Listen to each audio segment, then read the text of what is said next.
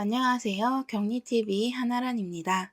이번에는 제가 직접 만든 간편장부 엑셀 양식을 소개해 드릴게요. 영상을 보시면서 직접 만드셔도 되고 멤버십 가입을 하신 분들께는 다운로드 가능한 링크를 알려드립니다. 좋아요, 구독, 알림 설정, 댓글, 땡스 부탁드리며 격리 업무 1:1 맞춤 개인 가입와 멤버십 한정 영상, 격리 업무 대행 서비스도 많은 관심 부탁드려요. 간편장부는 개인 사업자 중에 복식부기 의무자를 제외한 개인 사업자가 작성하는 간편장부입니다. 간편장부를 작성하여 종합소득세 때 제출하고 활용하는데요. 간편장부 대상자인 개인 사업자가 아니더라도 기장대행을 세무회계 사무실에 맡긴 다른 회사들도 내부적으로 장부를 작성하고 싶을 때, 근데 이런 분계나 회계 원리를 잘 몰라서 못할 때, 이런 걸 대신해서 간편장부를 내부적으로 작성할 수도 있습니다. 그런 분들을 위해 간편장부를 만들어 보았는데요. 먼저 시트는 장부와 손익현황 두 개가 있습니다. 장부부터 볼게요. 장부에는 먼저 일자, 구분, 거래처, 내용, 공급가, 부가세 합계, 증빙 종류, 입출금 일자, 비고로 구분을 해놨습니다. 그리고 표를 지정하여 스타일로 색깔을 넣었어요.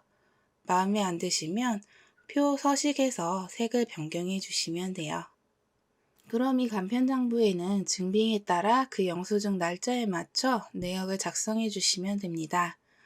기준은 증빙, 영수증인 거죠. 그래서 첫 번째로 있는 일자는 영수증의 날짜, 증빙의 날짜를 적어주시면 됩니다. 그럼 그 옆에 월은 수식을 넣어 놓는데요. 앞에 있는 영수증 날짜에서 월만 그 값을 가져온 것입니다. 함수는 month, 가로 열고, 일자에서 값을 가져와야 하니 대가로 열고 골뱅이 일자, 대가로 닫고 다시 가로를 닫아주시면 됩니다. 얘는 왜 필요하냐? 나중에 손익현황 시트에서 필요해서 넣었습니다. 다음 구분은 매출이냐, 매입이냐, 비용이냐 정해야 하는데요. 즉 계정 과목이라고 볼 수 있죠. 구분 칸을 클릭하면 옆에 아래 표시 화살표가 뜨죠. 얘를 클릭하면 선택할 수 있는 계정 과목 목록이 뜹니다. 여기서 하나 선택하시면 돼요.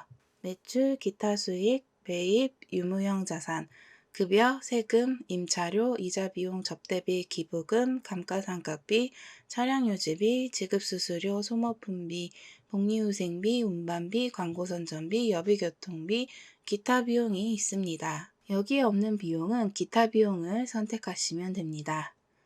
이렇게 선택할 수 있게 목록이 뜨는 기능은 데이터 메뉴에 있는 데이터 유효성 검사 도구입니다. 데이터 유효성 검사 도구를 클릭하면 이렇게 팝업이 뜨는데요.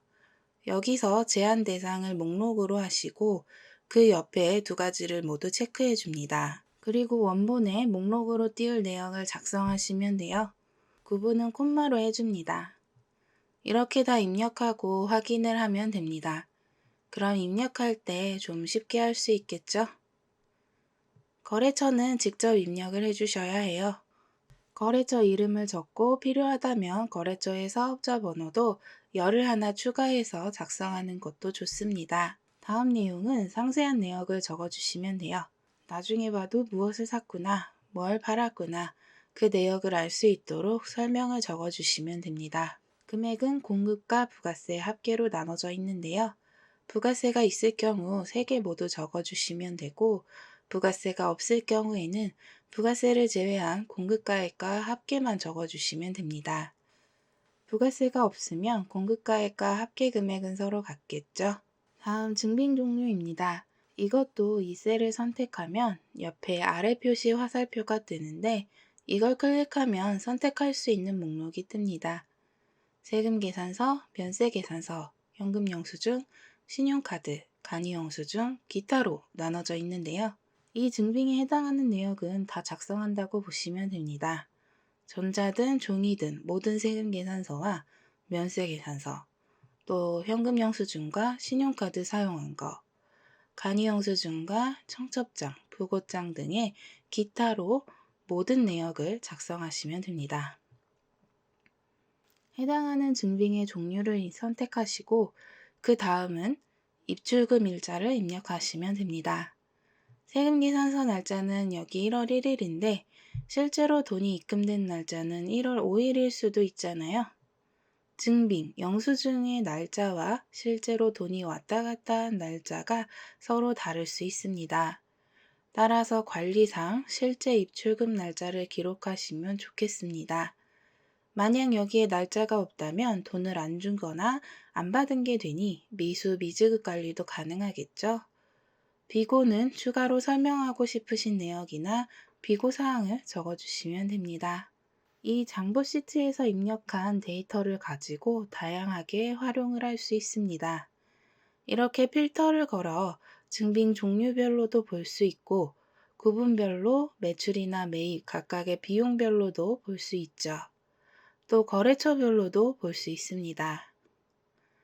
또 월마다 합계 또는 소개 등을 넣어서 한 달 내역을 구분해서 보는 것도 좋겠죠. 이렇게 장부 시트에 입력을 했다면 손익 현황 시트에서 손익을 간편하게 볼 수도 있습니다. 월별 손익 현황인데요. 구분별로, 즉 계정 과목별로 1년 합계 1월, 2월, 3월 쭉 해서 12월까지 각 월별의 합계 금액도 볼 수 있도록 했습니다. 여기에 나오는 값은 모두 바로 앞에 있는 장부 시트에서 값을 가져온 것입니다. 그래서 다 함수가 걸려 있죠. 먼저 1년 합계는 그 옆에 있는 각 월별의 합계입니다. 따라서 함수는 그냥 sum을 사용했고요. 그럼 각 1월, 2월 각 셀에 사용한 함수는 sumifs입니다.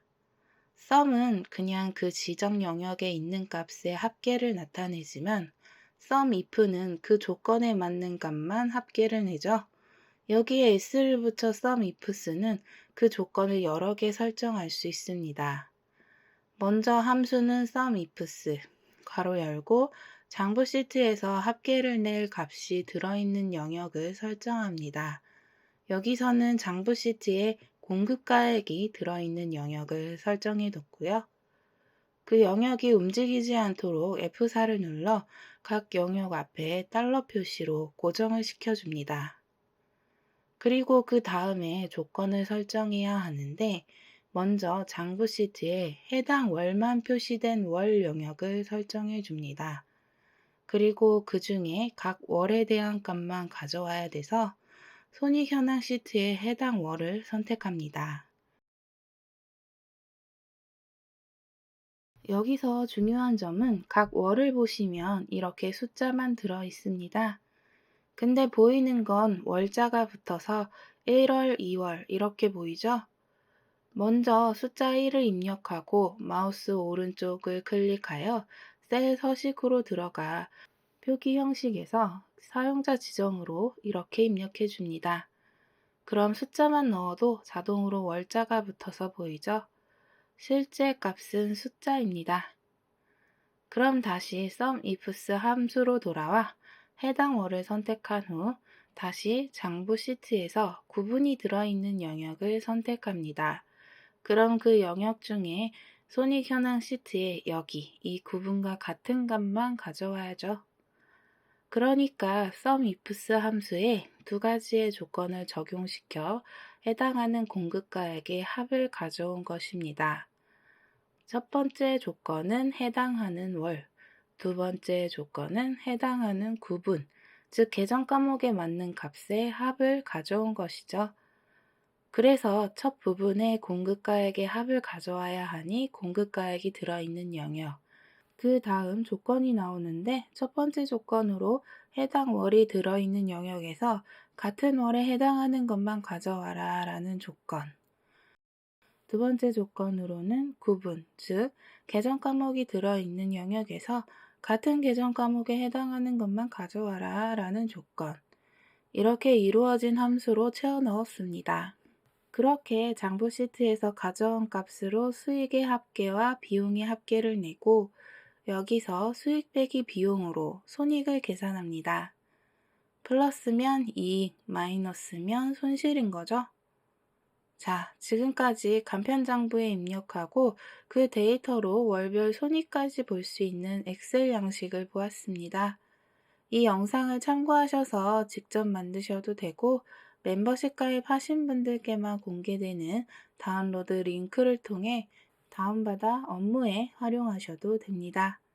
이런 격리 업무가 어려우신 분들은 1:1 개인 맞춤 가해와 멤버십을 가입하시면 격리 업무를 총망라하여 정리한 영상을 보실 수 있습니다. 격리 고용이 어려우신 대표님 분들은 격리 업무 대행 서비스, 격리 업무 컨설팅 서비스도 하고 있으니 많은 관심 부탁드려요. 수업 신청 및 상담은 화면에 보이는 이메일 주소로 메일 보내주세요. 더보기에도 메일 주소 나와 있으니 참고해 주시고요. 그럼 다음 시간에 만나요. 안녕히 계세요.